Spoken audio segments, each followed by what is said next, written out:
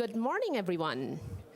So I would like to start on time. So it's 10:15. I know that some of you are getting in. I will just spend a couple of minutes and then hand it over to our first speaker. So welcome to the session on microproductivity. It's a nice continuation from the two keynotes that we attended because there Jamie and Gloria were talking about focus and attention and the challenges that we have in maintaining focus to get things done. And in this session, we're going to talk about alternative ways of actually getting things done where you may not have to focus for longer periods of time. I am Shamsi Iqbal. I am going to be chairing this session. We have 4 amazing speakers who will take us through their research on microproductivity.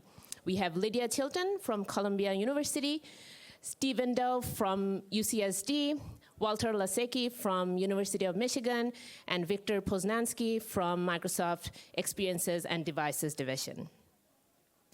So I'm going to start off to just ice break a little bit.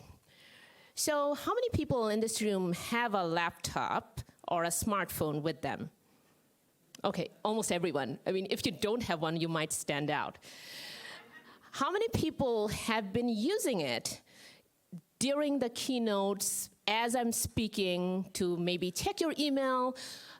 You think that this is going to be super boring introduction, so I might as well just get all my emails out of the way. So that is smart. Maybe to just quickly chat with someone, post something on social media.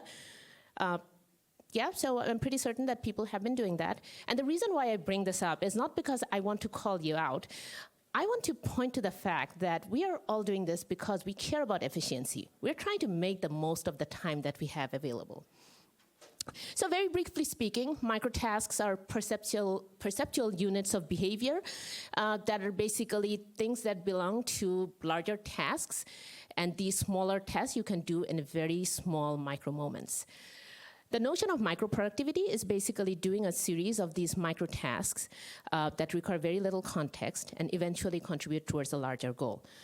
So the idea is that you could still get things done without having to set aside longer periods of time to do it. The reason why microproductivity and microtasks work in the current scenario is because we have days full of micro moments. Our attention is fragmented. We are on the go a lot of time. We have devices that allow us to do a lot of things, and we are actually able to take advantage of these things. Okay, so as I said, I wouldn't take too much time, and so this is the list of our presenters. And the way that this is going to work is that our presenters will give about a 10-minute or so presentation on topics on microproductivity that they're working on.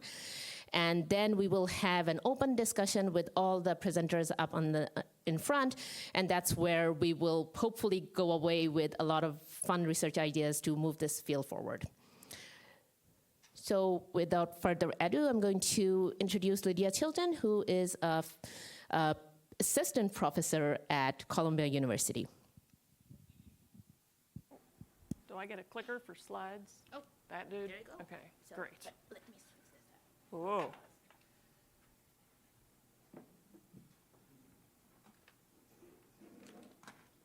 So you can use these micro moments to get things done. Should we try it? Boom, that's me. Okay, great. Yeah, so I'm going to talk about microtasks to augment our fluid intelligence, something really key to solving problems. But I'm first going to tell you about this very cool little problem called creating visual blends. These are images that convey a message symbolically. This is the cover of The Economist, a news article trying to convey that Brazil is taking off with a symbol of Brazil with a symbol of something else that takes off.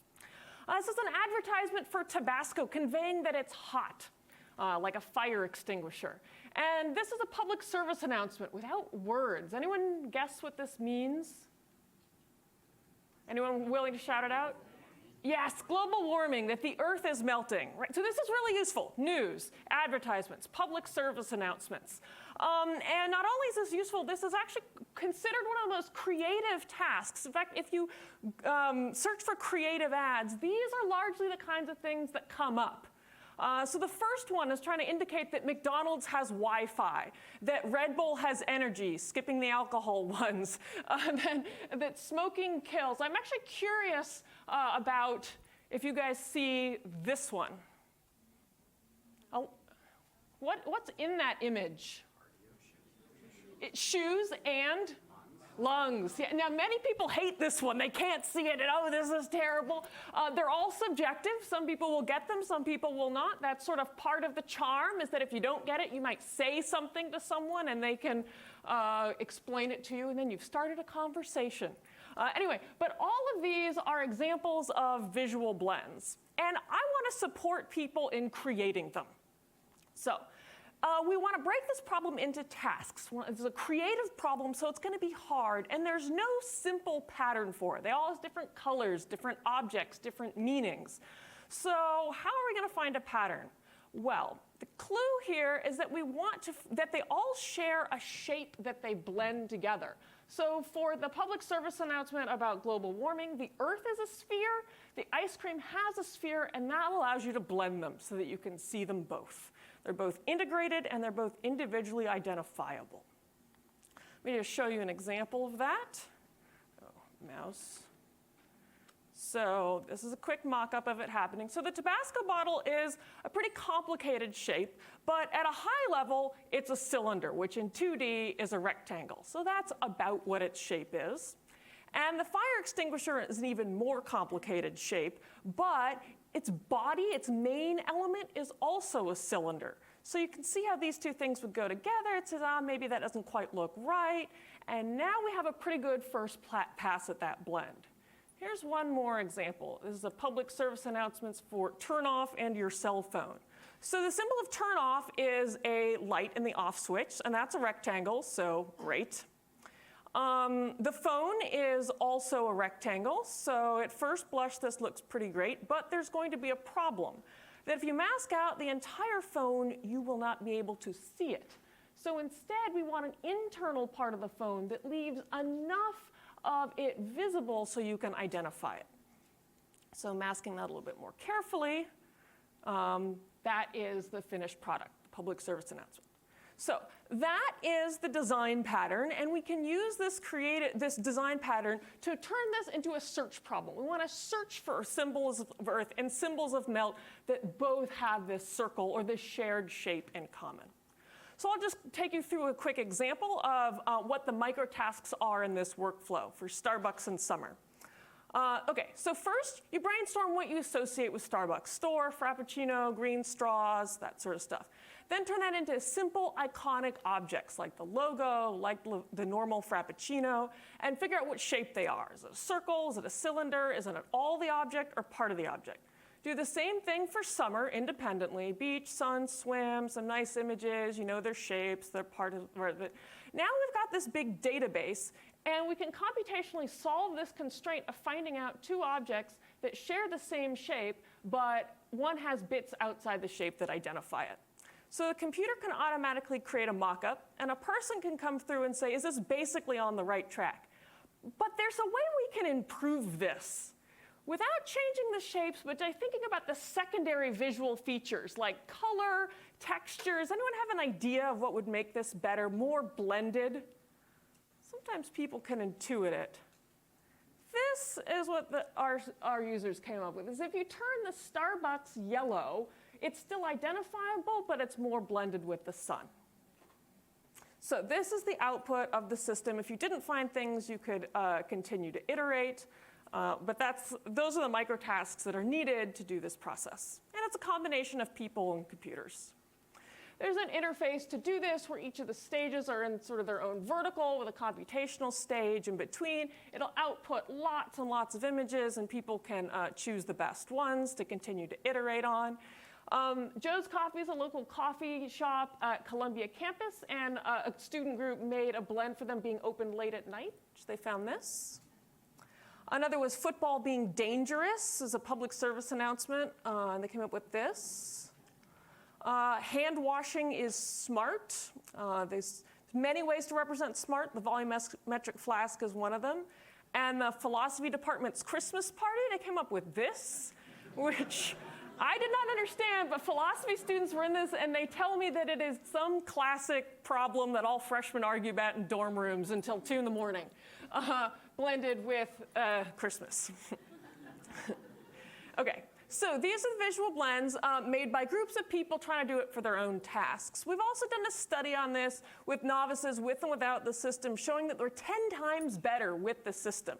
Given a time frame, they can make more either when they have it first or second.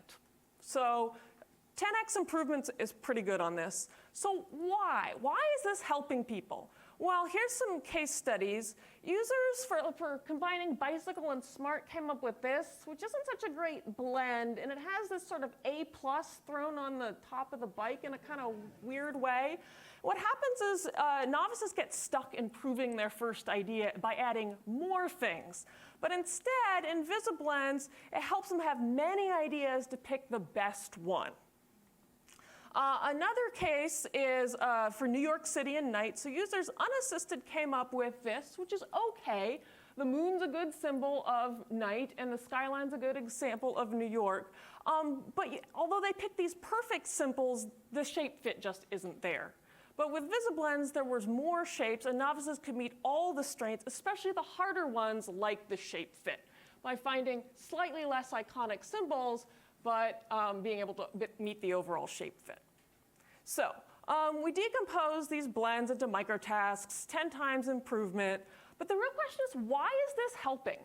What generalizable principle could we come up with here to solving real hard creative problems with microtasks?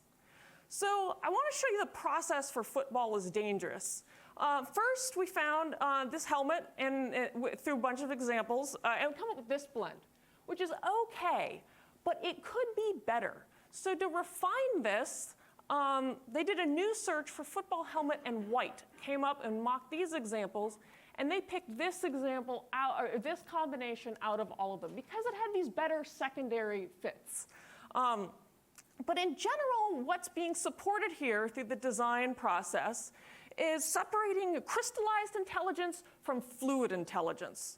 So crystallized intelligence is like having the resources and the tools and these memorized procedures right at your fingertips, like a painter has.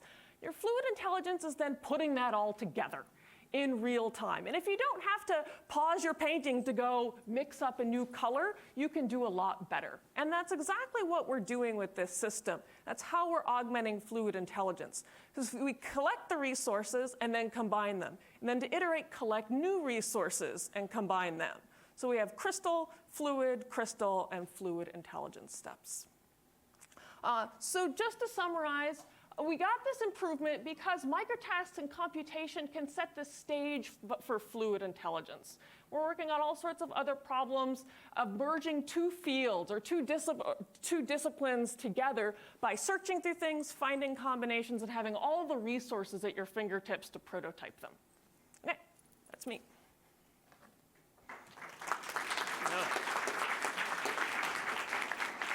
I'm going to click through the bonus slides. So as Stephen is setting up, I initially thought that we won't do questions, but I felt that rather than allowing you to use your micro moments, and I will keep coming back to this joke, so it will get old pretty soon.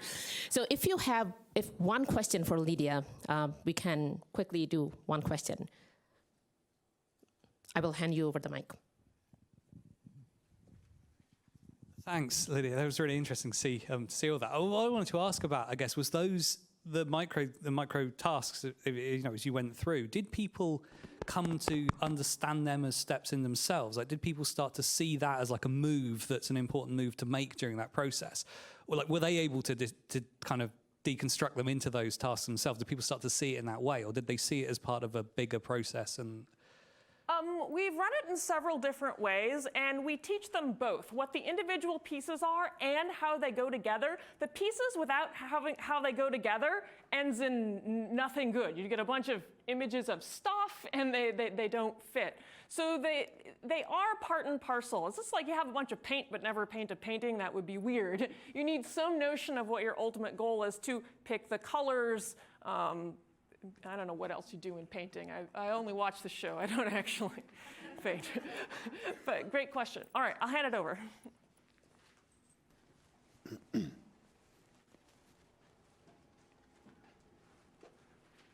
Should I just go? I am not doing my responsibilities well. So let's welcome Stephen Dow, who is from UCSD. And Stephen is going to be talking about helping communities design together through micro-volunteering. Thank you. So I'm very honored to be here speaking about the future of work, an area of growing importance. And over the past decade or so, my group has really focused on the intersection of creative work and crowdsourcing, really thinking about what sort of comes out of that space, with the goal of really helping people design together to address complex problems. And recently, my group has been studying this kind of setting. Groups of people gathered together in a public setting to design solutions for their community. And through these observations, we have come to believe that design really offers a wonderful, empathetic, human-centered way to look at problems facing our world, but that these design methods are not enough. Society has problems too vast, complex, and interconnected for any one room of people to solve.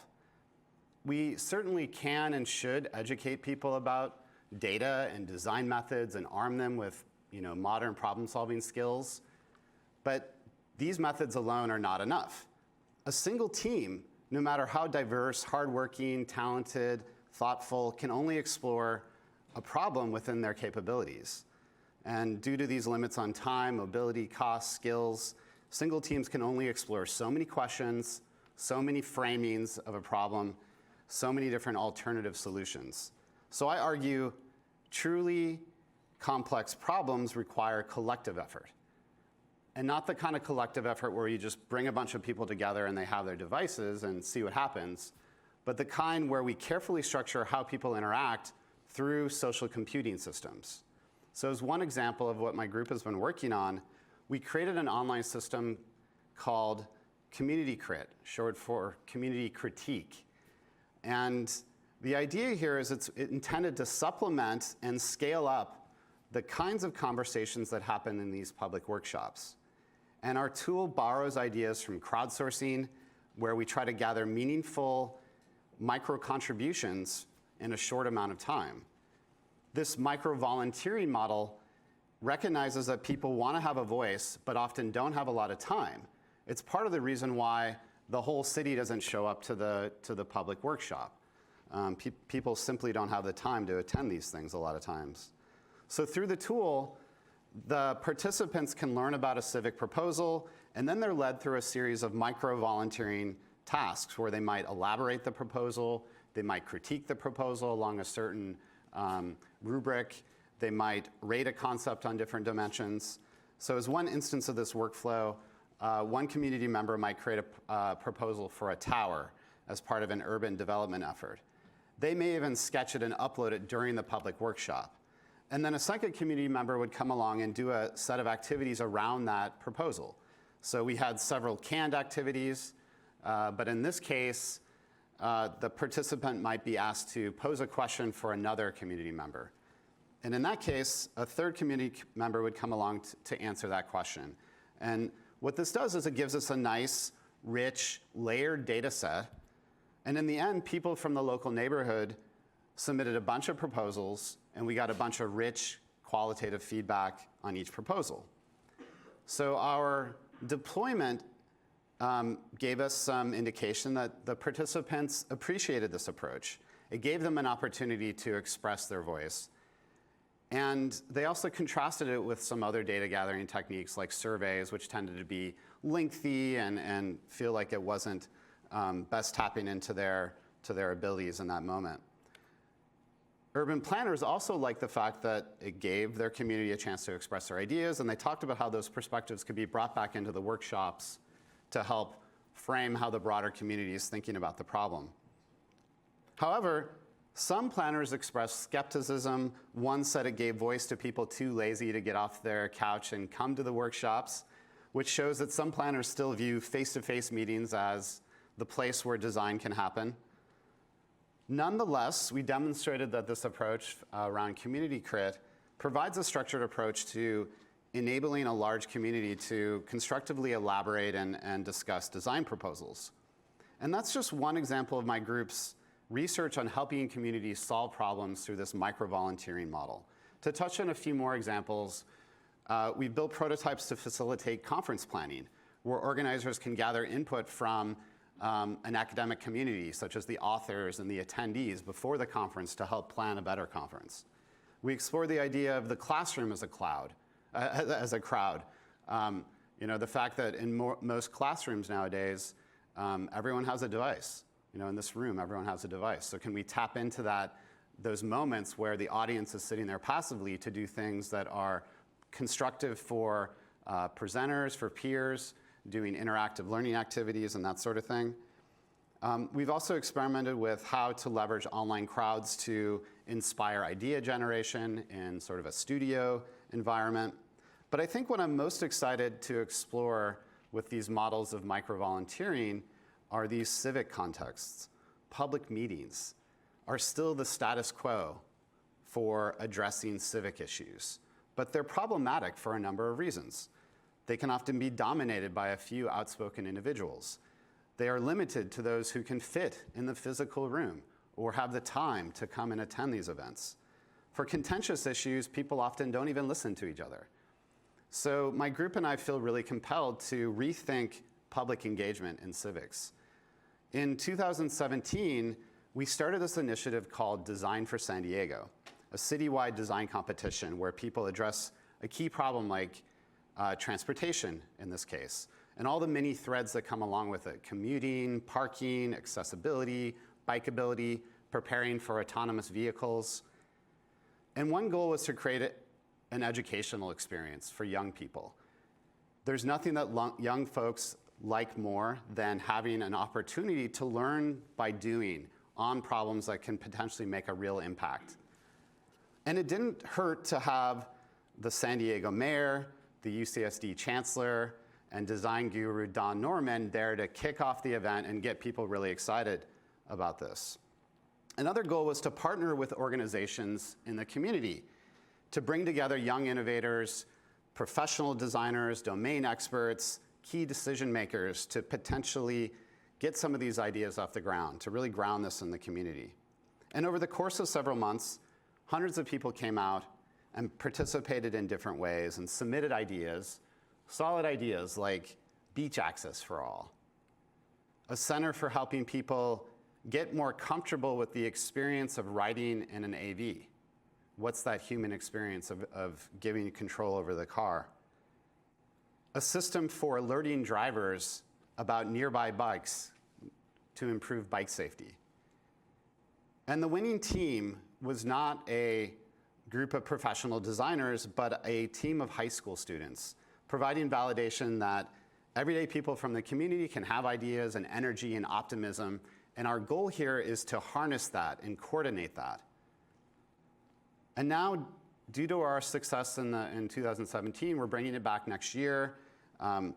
And not only will this provide an awesome educational experience in a way that connects with the community, but we're really working to try to integrate our research on social computing and the underlying mechanisms behind this idea of getting people to collectively innovate together. And we have a bunch of interesting research questions that our group is exploring now, like how can we create roles for stakeholders within the civic design process, really rethinking how civic design can work. How can we discover and model a problem space so that we more equitably address the real problems facing a community? How can we leverage solutions that other people have already thought about in other cities and provide those as inspiration and help get sense-making around those examples? How can we motivate and scaffold community members to provide feedback, thinking about the ways that these ideas improve?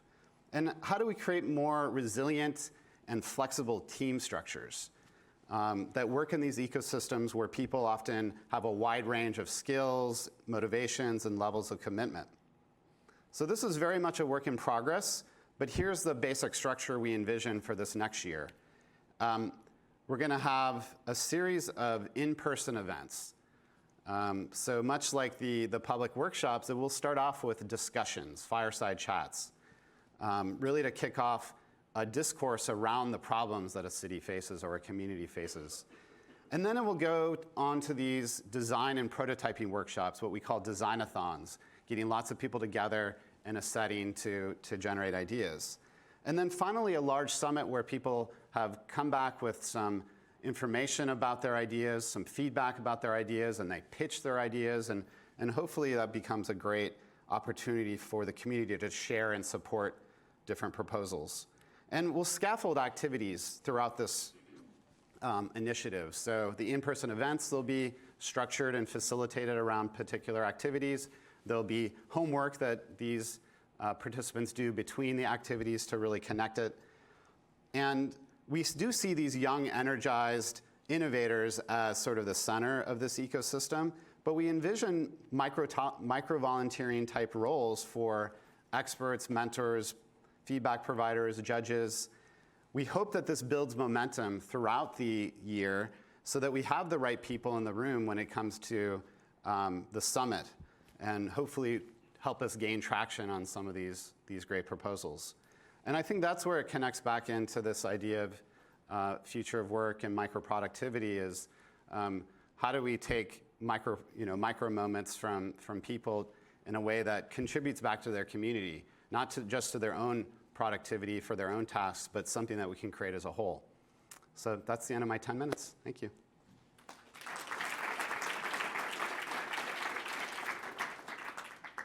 Thank you, Stephen, for this excellent overview of how microscale level individual contributions can contribute towards larger community and societal problems. As Walter is switching in, so I have again time for one question. So the person who has their hand up first, which is Andrew, gets to ask it. We will have a larger discussion at the end, so please hold your questions if you don't get a chance to present them now. Thanks for the nice presentation. So I noticed that it all starts out with an in-person meeting, right? And I'm curious how you feel about starting out with in-person meetings versus starting out with the micro engagements, which are online, and perhaps how would that differ? Yeah, it's interesting. I do think you need the in-person events. Just as a general rule, you can't really get the kind of rapport and the commitment unless you have people together in the room. That's just my intuition about it. But there's also this kind of chicken and egg thing where you have to advertise and get the word out about the physical event. So technically, you actually start digitally. You start with emails and website and traditional marketing approaches to get people there. But then the idea is hopefully we can capture what happens at those meetings, transfer some of that thought up to the digital world, create productive opportunities for people to engage in micro moments, and then have that fuel the whole process. But if you have ways that you can see improving this, or if you want to support us or help in some way, we would love to talk to you. So we'll talk more. Thanks, Stephen. So whenever I have talked about my own work in microproductivity, I always get the question, is that, well, who's going to create these tasks? So thankfully, there are people who are working on these parts of the research. And so Walter Lasecki from University of Michigan is going to talk about how we can break down tasks and create these microtasks. He has a much better title. All right. Thanks for having me here. And I'm happy today to talk a little bit about how we think more broadly about task decomposition. So I'm going to talk a little bit less about my own work, a little bit more generally about tasking and why microproductivity in particular is something that we should be thinking about. But of course, that means I'm going to start with a quick overview of my own work. So my lab focuses on how to create hybrid intelligence systems. So these are systems that are either primarily artificially intelligent systems, or at least intelligent in some way of interaction. And then we're going to scaffold these systems by adding back in human intelligence. We think about new ways to coordinate groups, especially in real time, to accomplish tasks that maybe no one individual could accomplish alone. We then think about how to take an automated system that might partially be able to complete that task and fill in when that system fails, especially AI and machine learning systems, so that you can actually deploy things before they work perfectly. But you can have people kind of save the day when it's necessary. And then increasingly, we're thinking about better ways to use what people understand about the world to train automated systems more quickly and more robustly than just simple label data, which is a lot of what we've seen in the past.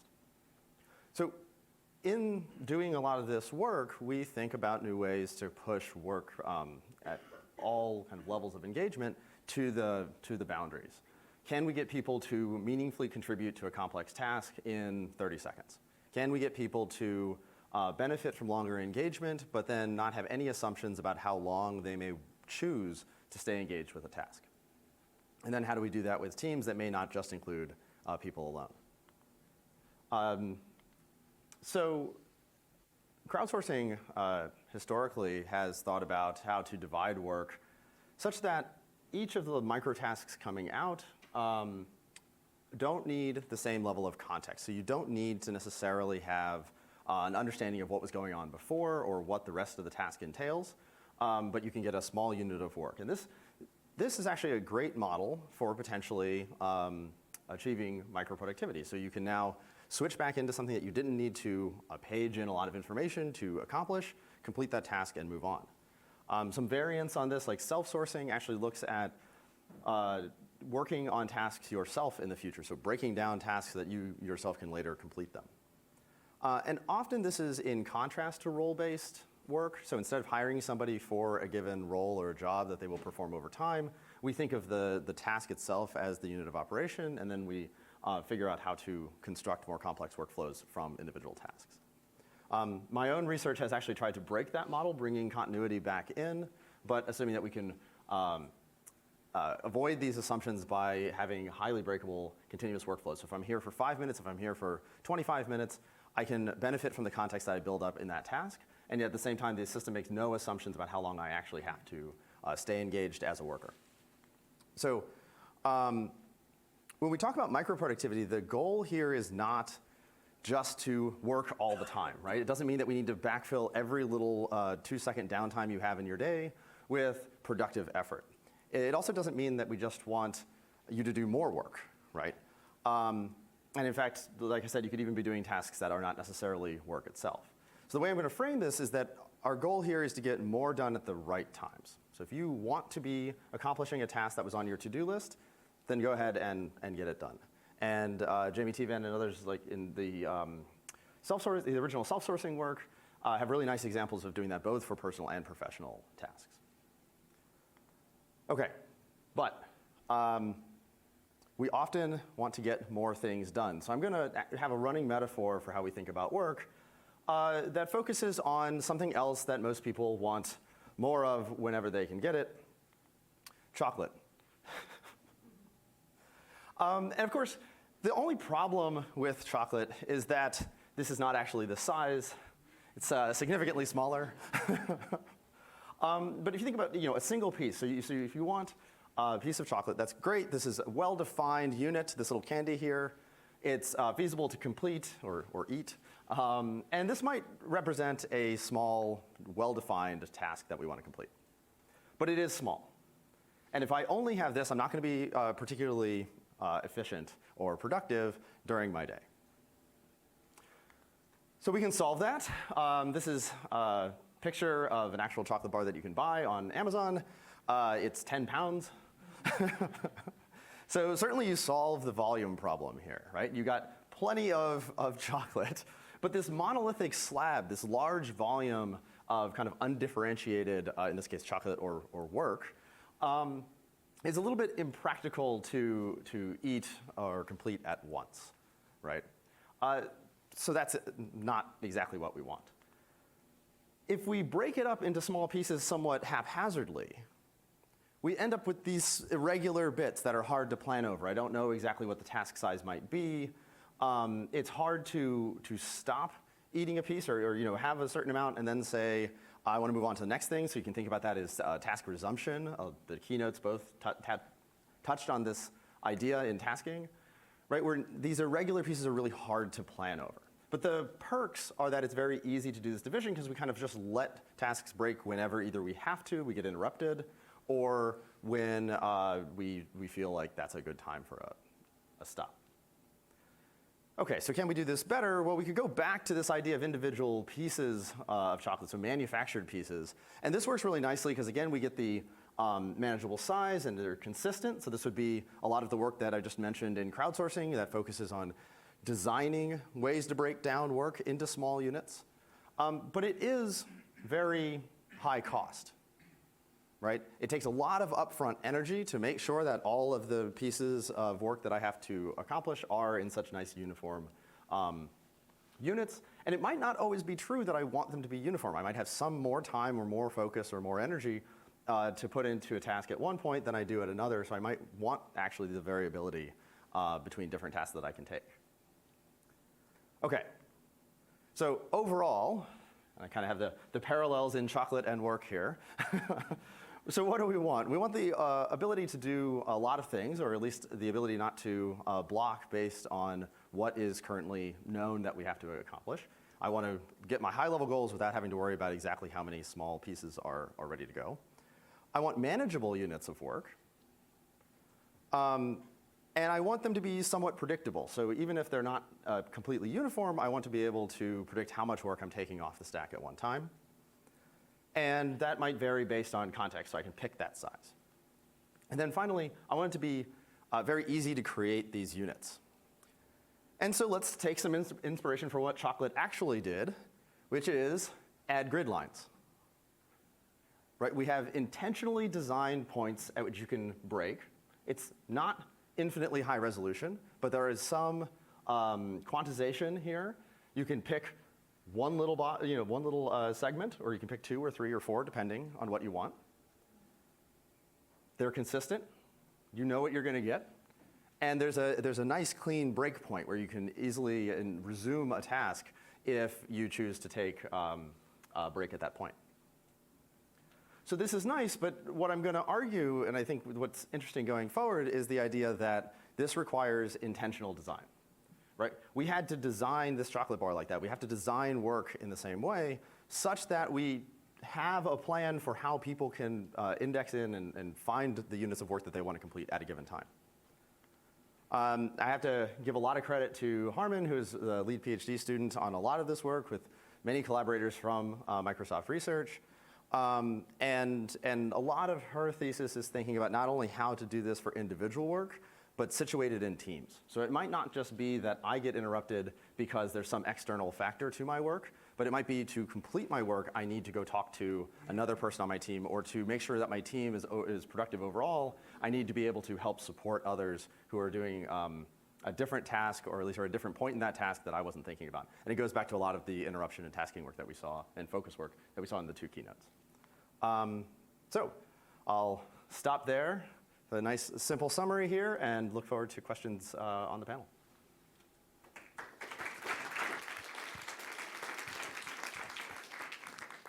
Thank you, Walter. And if anyone has now chocolate cravings, I encourage you to talk to Walter at the end of the session.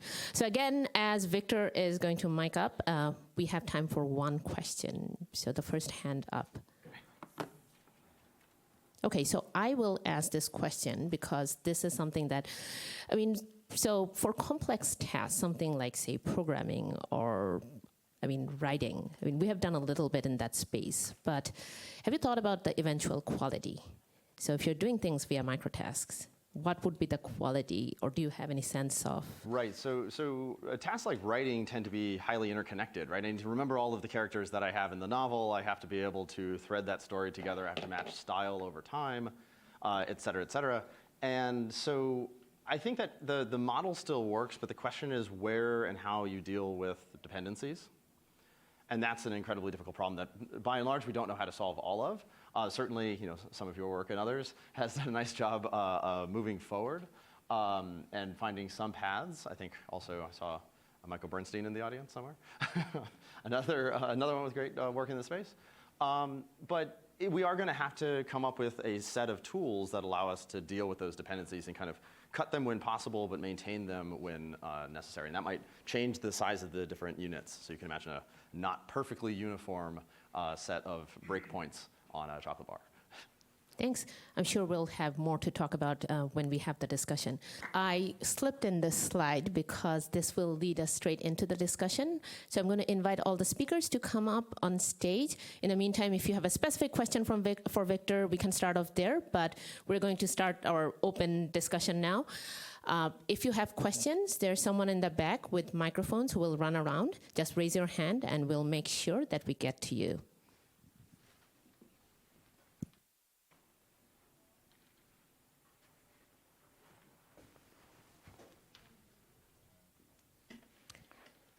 Okay, so yeah, I came up with this initial list because whenever we talk about microproductivity, there are all these questions about, I mean, the first and foremost is, are you going to ruin my free time? So you're now making me work on my phone and work outside of my workplace, and is that going to destroy what we consider as free time? If you remember the keynote this morning from Gloria, taking breaks is important. You want to be able to take breaks. And so for the panelists, this is my question, is that how do you deal with this notion of using micro moments to get things done, and how does that interact with your need to take break and stay away from work?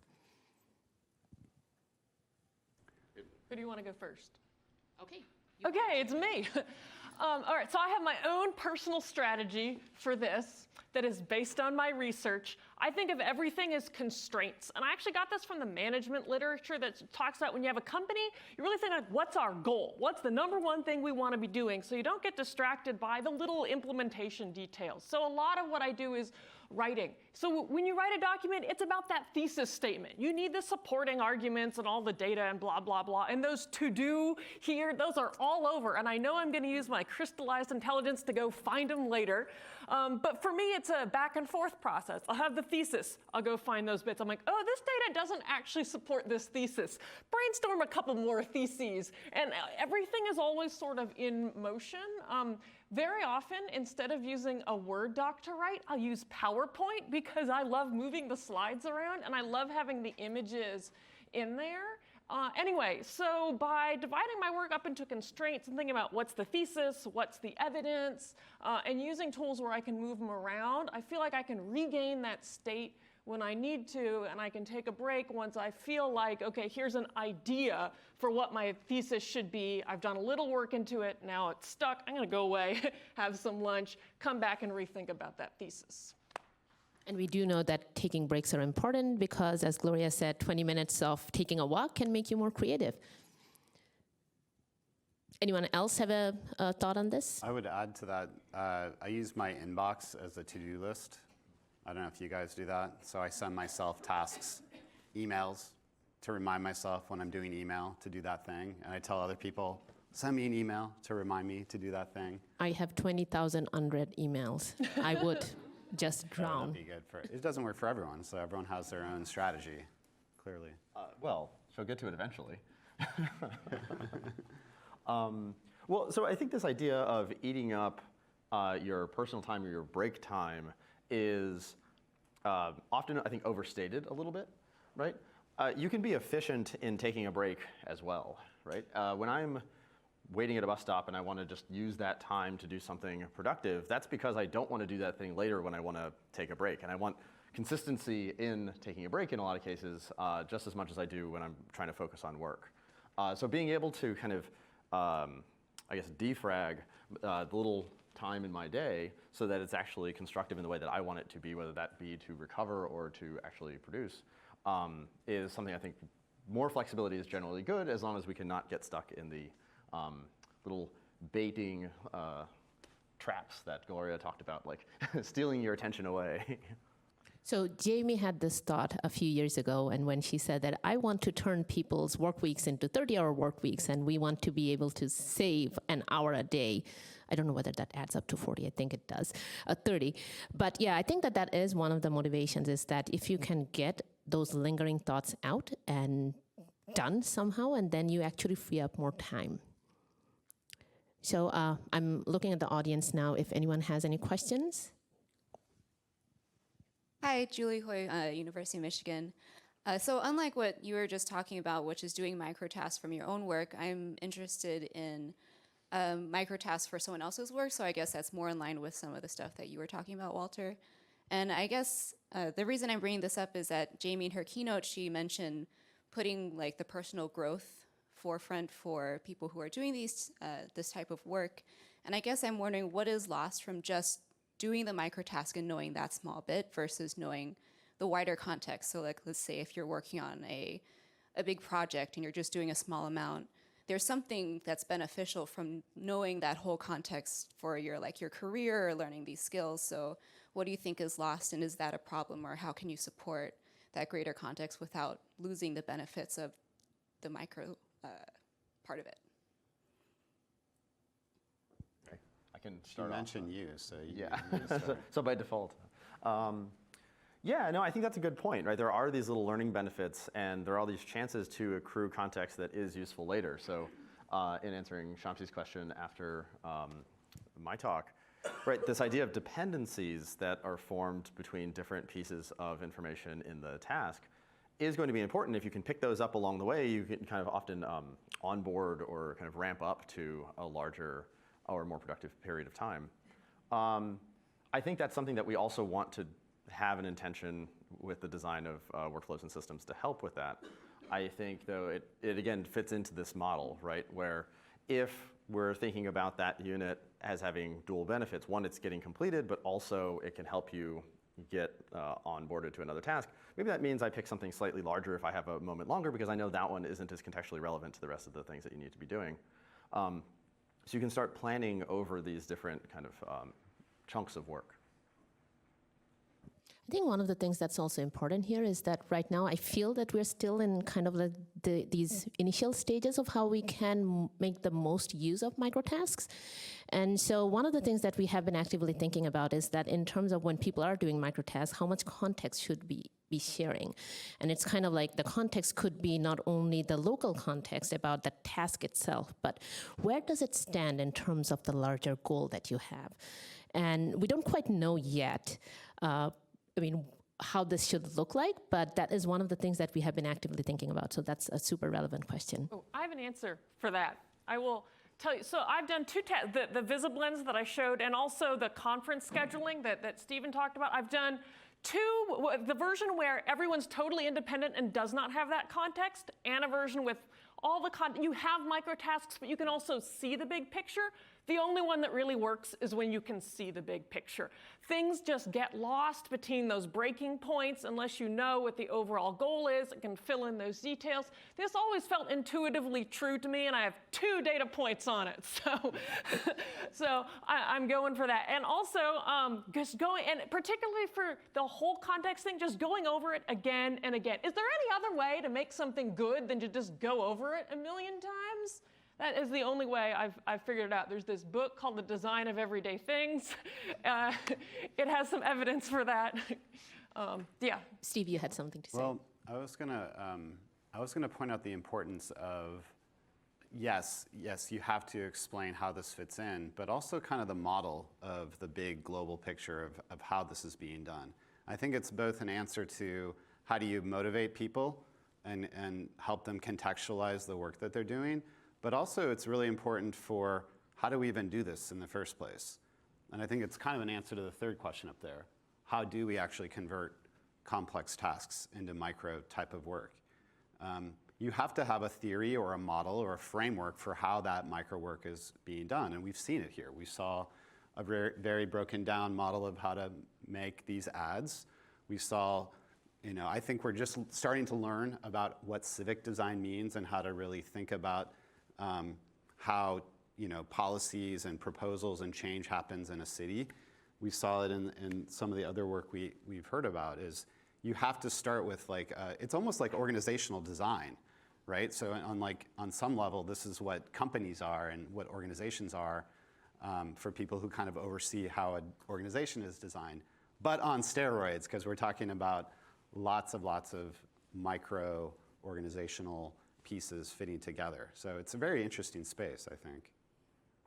Hi, Stephanie Shi from Microsoft Talent Learning and Insight Organization. So I kind of do the civic design, but within the context of Microsoft. We look at how we make our key people process and system enable us in terms of our culture, leadership principle, how to bring it to life at the behavioral level. But my question is really related to like Stephen, the work you're doing, right? Even when we are working together in a company, often it's really hard to find a block time where people are all available across different functions. So in reality, we have to collaborate and innovate virtually, right? So in reality, we have to be more human-centric in allowing people to use the microproductivity to contribute.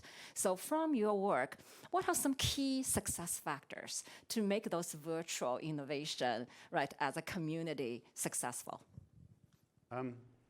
Well, part of it, I think, has to do with scoping the work and giving people opportunities in different ways to contribute. So it's not just uniform way of like contributing, but you can kind of pick tasks and have some agency and be able to think about how your skills apply to the types of things that need to be done. Scoping it down to a task that's reasonable. Like the community crit was 5 activities that took like 5 minutes, 5 to 10 minutes to perform. And then if you wanted to, you could do more. You could read into it even more, and actually the work you do could be like considered macro level work in that sense. I do think there's something about that in-person connection, and I realize the challenges around getting people together sometimes, but once you do get them together, you can kickstart things in that setting. So we did this with the conference planning stuff where we had just finished a PC meeting where papers were accepted, and the papers committee was sitting around tables with their laptops, and we said, everyone take out their laptop. We're going to start identifying affinities between these papers that we just accepted, because it'll be useful downstream when we need to like organize these papers into sessions. And so 20 minutes of effort in a room this size of people, and we collected all this data that, just being in that moment and being like, hey guys, if we all contribute at this time, we can actually illustrate the fruits of this labor right in front of us. And so I think that we've been doing a lot of things that are kind of hybrid types of interactions where we're in person and we're having people take out their phone, show us short URL on the screen, and then we're guiding them through an activity for whatever the context is. Yeah. One lesson that I learned from exactly that experiment was instead of spending all my time trying to force people to get in one place, find people who are already in that place and let them do the task. So I can't schedule any more meetings in my life, and I can't handle the disappointment of people not showing up. I'm going to use who's there. Okay, we'll move on to the next question. I think someone has the mic there, or? Okay, go ahead. Hi, I'm Save Savage from West Virginia University, and currently I'm also at Microsoft Bing. So when we're thinking about micro-volunteering, it seems that it is a tangent activity that people are doing to their main work. So the mayor, for instance, he's going to be doing his main job, and then on the side, he's going to be micro-volunteering for this community effort. How do you envision that these interfaces look like? Is it a website that the mayor would visit, or is it, for instance, maybe he visits that website when he has 5 minutes free time, or is it, for instance, a web plugin that he can just start to interact with to start to contribute? Thank you. I guess that was directed at me. The mayor didn't use my system. Right. So. I actually don't think the mayor necessarily would be the one doing it, but maybe. In terms of the actual interface, I imagine it's like the everyday technology that we use all the time. Websites, yes, but also email. You get an email, a notification that invites you to participate. They're all the same challenges of like what catches our attention, what things people ignore need to be accounted for. And I think that there's a certain, like with micro-volunteering in particular, there's a certain fragility to it. People coming in and out, some being very committed, some others not. And how to like build resiliency in the system, knowing that people are gonna like have, drop out and have different levels of things they wanna do. But I kind of imagine it as either they go to a website and they see that model of like, here's the grand picture of what we're trying to do, and then they've kind of find their way into something they can do, or they're already bought into it and they get a notification, hey, we need you right now. But yeah, I'm open to ideas. Very interesting. I think it's also something that applies not only at the micro-volunteering level or at the kind of like the broader outside, inside-out level, but it's also the personal level. So I have 5 minutes. What should I be doing next? Given also maybe my emotional and mental level. So what could I get accomplished? So the next question.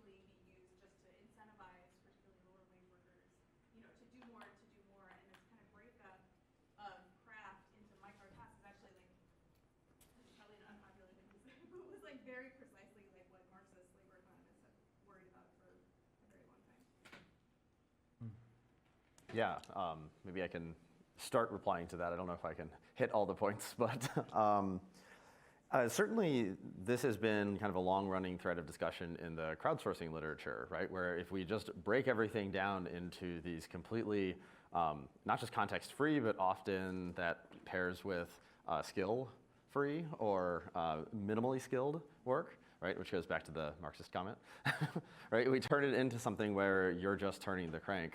But you're turning whatever the crank equivalent of whatever the machine can't do today is, right? So we've always kind of reduced it to the minimum amount that we can't fully automate.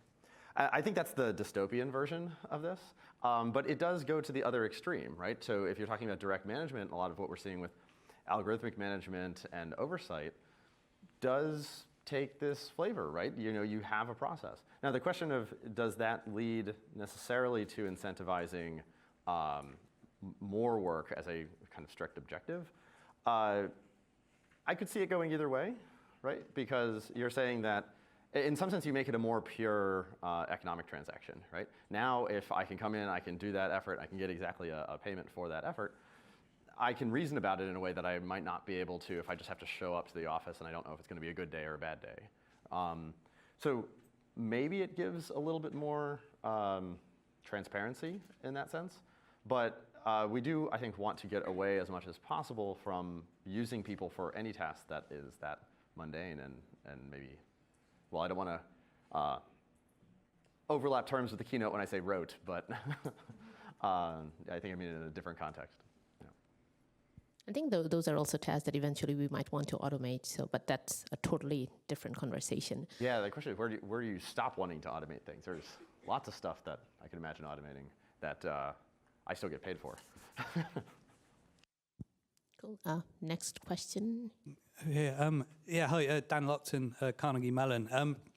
I was interested particularly, I was taken in Walter's with the idea of the chocolate and where it can break. There's almost suggestions of where it can break, but you don't have to break it in that way. Right? And I think there's something interesting about that, comparing like the way that, I don't know, the way that like Stephen mentioned using, Inbox as a kind of to-do list, or Lydia saying that, using PowerPoint as a way of laying out ideas almost, or organizing it.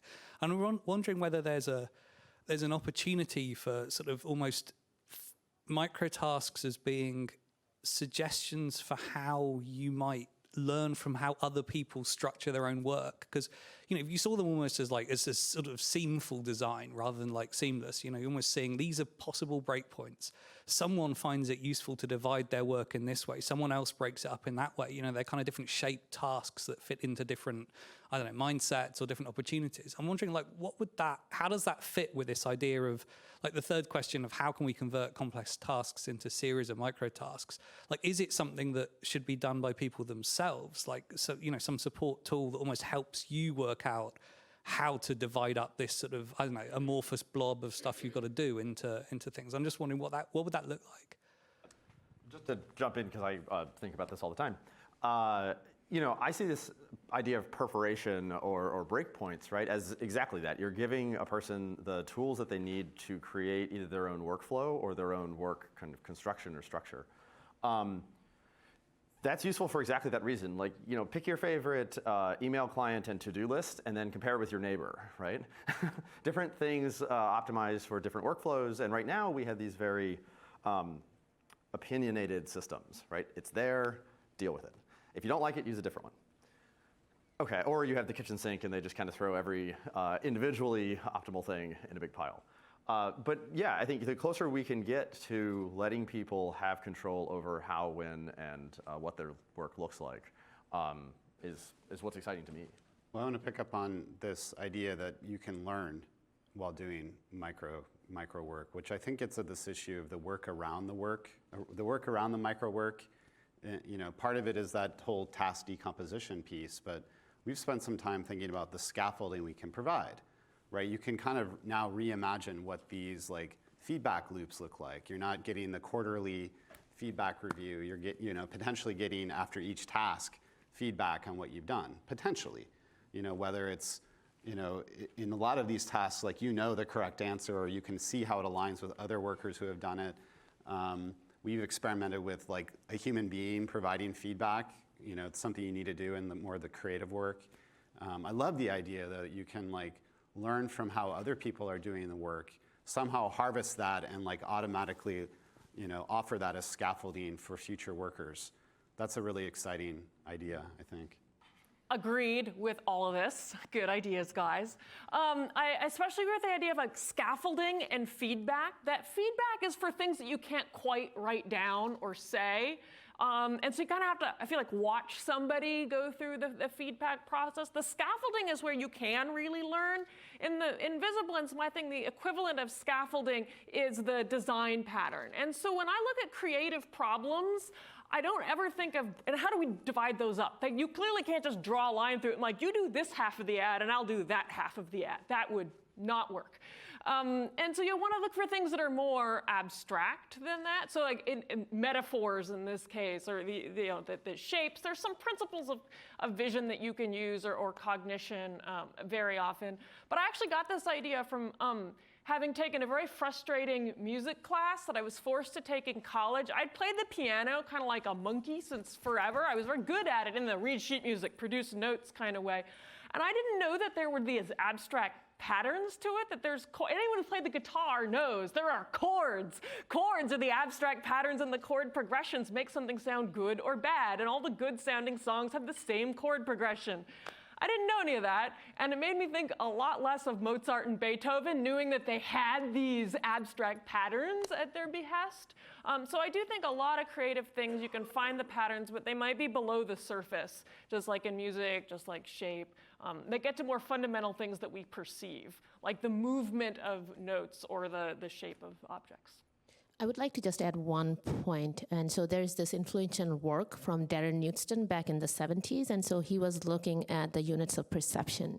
And the idea was that the familiarity with the task kind of like guides how much you would perceive the task size to be. So for example, if you're looking at someone doing something and you don't know that task, so novices would describe it in terms of the unit actions, where someone who's familiar with it would describe it in more the abstract concepts, because in their mind, they already know what the microtasks are that contribute towards that bigger goal.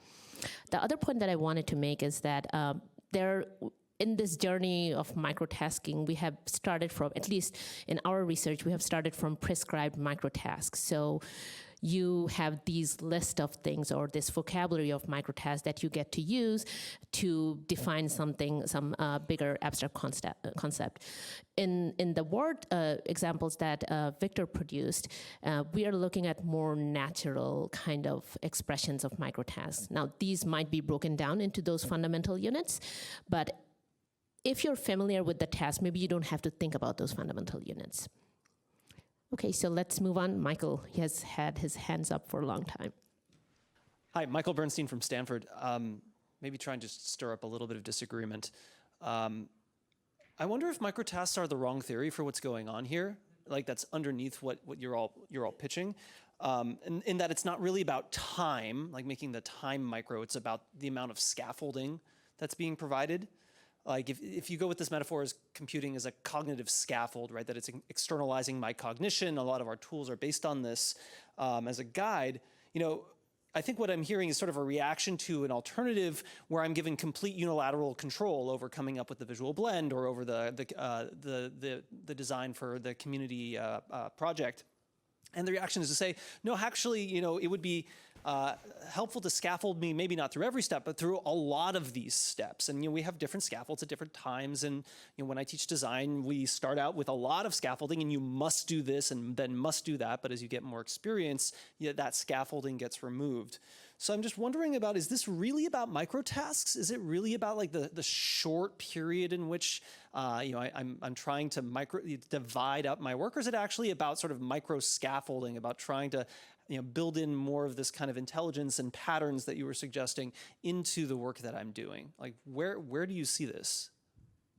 I guess I get your point, and I do think that there's this notion of I like the idea that you take any task really and micro-task it for yourself and break it down into like the sub-steps to help you deal with that bigger task emotionally, or with your productivity, your schedule, deal with that bigger task. But I also do think it is a bit about time and attention in the world as it is today, that there are so many things pulling on us that it's like adapting how work is done to the way that people live.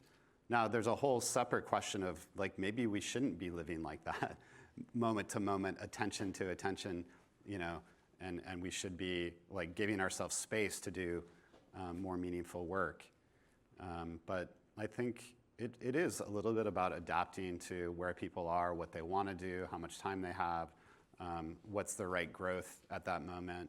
All those factors, in some ways, like that's a whole nother chain of research, is how can the machine, you've written a paper about this, help people, help predict or help find work that's the most meaningful for that person at that moment.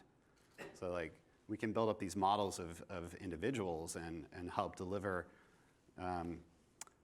something interesting for people to do. It's like, I think we should be moving people towards more creative work, towards doing that kind of work that we love, and let the machines do the stuff that can be done in a mundane way. So that's my 2 cents.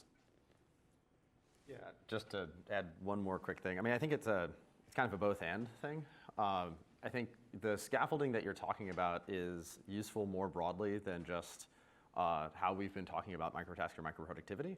But the idea that 2 of the key constraints that have been looked at in this space are kind of what you're saying, often encountered things, time, knowledge or context dependency, right? And then thinking about how we can make it more modular or have more points of intervention for that scaffolding.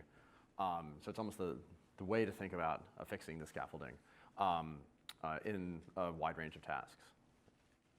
So one way that I think about this is that microtasking could be a complement to focused work. And that's why I'm so excited about this. And when I do think of microtasks, I'm not only thinking about doing things on my mobile in very short amounts of time. I mean, in the example that Victor used, the fact that I'm writing a document and I can just leave these notes for myself where I need to go and find a reference. That may or may not be a microtask depending on how in-depth search that will entail. And I think that it's about kind of being able to identify these task boundaries where I am able to kind of create this concept in my mind where this whole thing contributes towards something. It might be micro, it might be not so micro, but at least it it's something that I will have to switch my attention to, and then I can quickly switch out of. Okay, next question. All right, Max Wilson from the University of Nottingham. So my question was actually very similar to your last point, and that is whether or not we are always assuming that microtasks are quick and easy to do, or whether we can find hard, high-effort microtasks to do when we're feeling energetic, and easy, mundane, I guess, rote tasks to do when it's like 4 o'clock and I'm nearly ready to leave. So I'm wondering whether any of you are considering, like, what is the mental effort for each of these tasks and when should I do them? So I'm going to start off with this because we have done some work in the past with Carrie Kai and Jamie Tivan, where we were looking at how we could use microtasks to kind of like build up in difficulty. So we start off with super simple microtasks, then maybe around the same context you provide them something a bit more challenging because they have already familiarized themselves with the context using the smaller tasks. So they have already gained more knowledge and they're able to do those more difficult tasks quicker. So you're kind of like, you're ramping up. We also compared this with doing things, so you group all the easy tasks together and then all the difficult tasks together. And so we found that the ramping up provides a bit more ease in kind of like people getting things done. You could also imagine like the chart that Gloria showed, the productivity over the course of a day, how you could imagine, thinking about the task structure over the course of a day.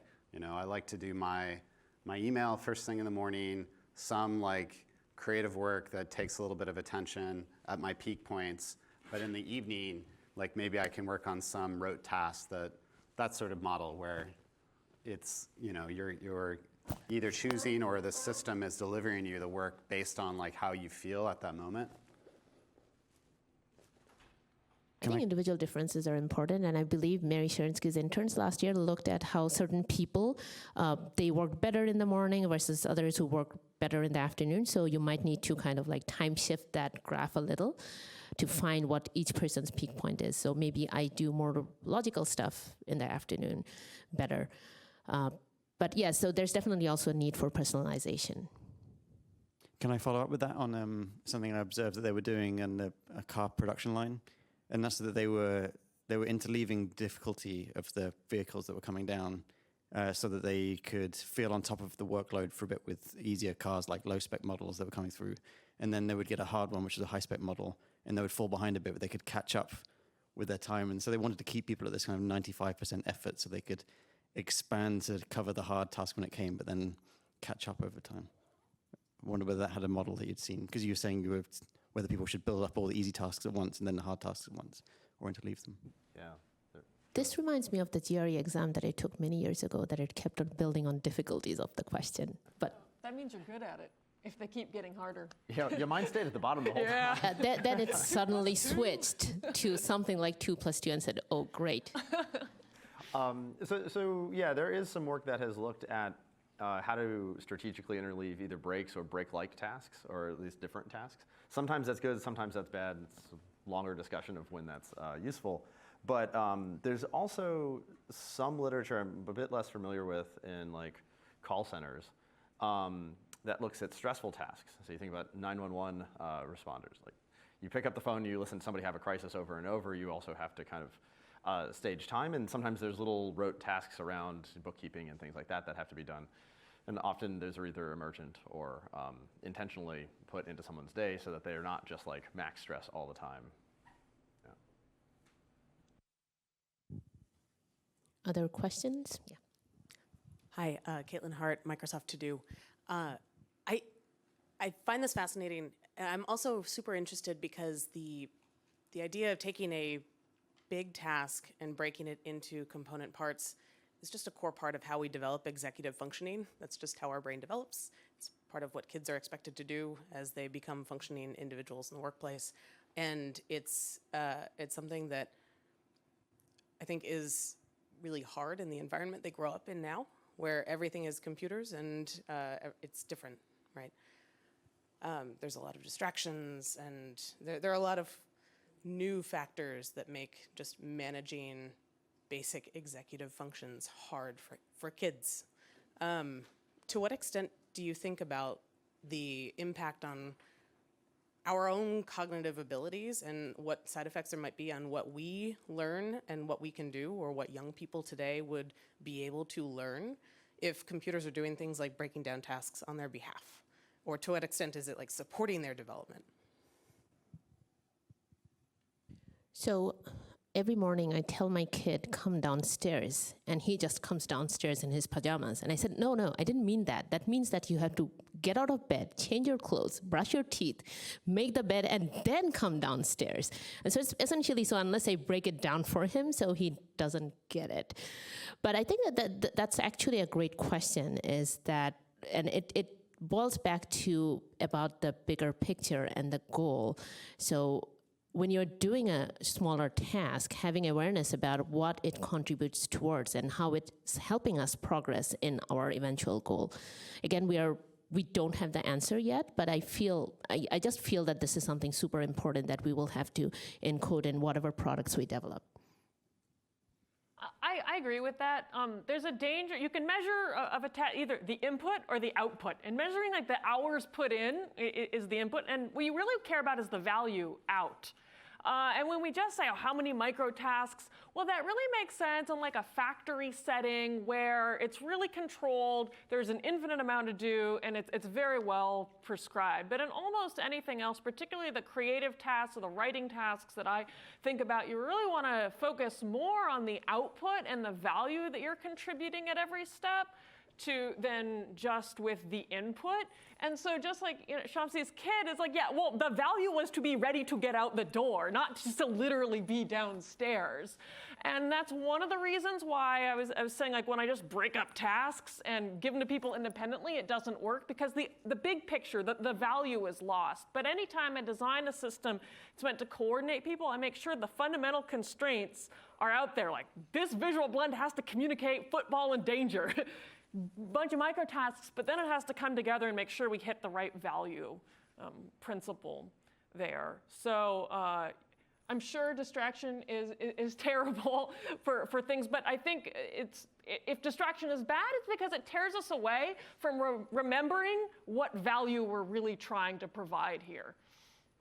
Maybe we're at this moment too where because we're rethinking how work should work, that we can think about the different roles, right, that have to go around that.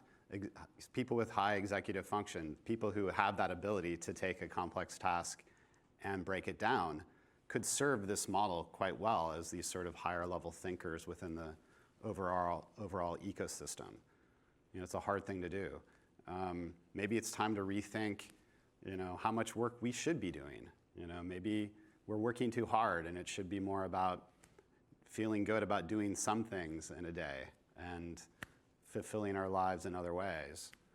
Spending more time with our families or with like civic stuff, which we just fill our life with work. But maybe we should take a moment to rethink that right now while we're rethinking how it works, how work works.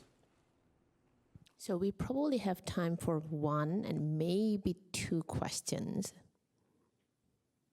Hi, Sebastian Angel from University of Pennsylvania. So hopefully this is not the last question because it's going to be a little bit dark. We'll have a last question. There's someone in the back. Darker. Yeah. Good. So far we've discussed microtasks primarily to improve productivity, but I wonder if they can also, like the principles of microtasks can also be used to for obfuscation. So for example, I work in a particular project that my team might not agree with, but I can use the principles of microtasks to ensure that no particular team member can really know what they're working on.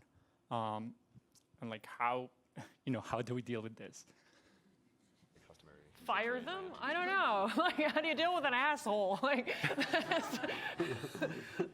I mean, I think that is a real concern. I think it's Jonathan Zittrain has some examples where you have these little microtasks that seem innocuous and you build to like helping some terrible state-run activity.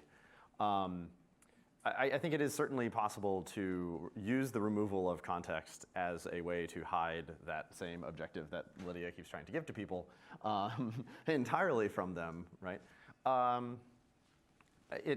That's certainly true now too, right? You might not know, working on an assembly line, exactly what the final product is. You could imagine a case in which you hired people and they didn't know. You can imagine hiring a bunch of Upworkers today to do relatively macro tasks that still aren't clear how they fit together. So I think yes, it's a concern. It's a concern now. It probably will get worse, but I don't really know much about what to do about that. There's kind of a fundamental information bound there. I like the analogy of a jigsaw puzzle. So when you have the piece, so you still have the big picture, and so you want to put in the piece, knowing how it's contributing towards the bigger picture. Okay, so we will move on to the last question. So I'm surprised that nobody mentioned it so far, but what you're describing actually has a name in industrial organization. It's called Taylorism. It was applied to working class people. Now we're going to apply to white collar people. Before we rush ahead, maybe we should ask the people in manufacturing how well it has worked for them. I mean, the dark possibilities there are endless, and I'm surprised, all the way from hiding context, but the idea of surveillance at the micro-task level, of outsourcing at the micro-task level, the mechanical tricking of many of these tasks. So it will be useful for people just to look at the broader picture and to think about unintended consequences of this particular path. So we are just looking at the rosy part right now. I'm sure that we will soon move on to the dark side. I'm leaving this to the panelists. I'm not going to even go there. It's like Ender's Game.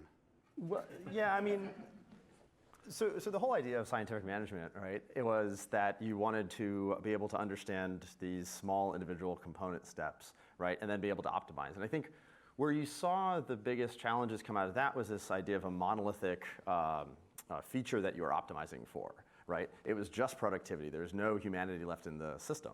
And I think that is part of the design constraints of these systems, is that we have to make sure that we don't forget that there's still people in these systems, right? And I think it's a useful point in history to reflect back on and not repeat.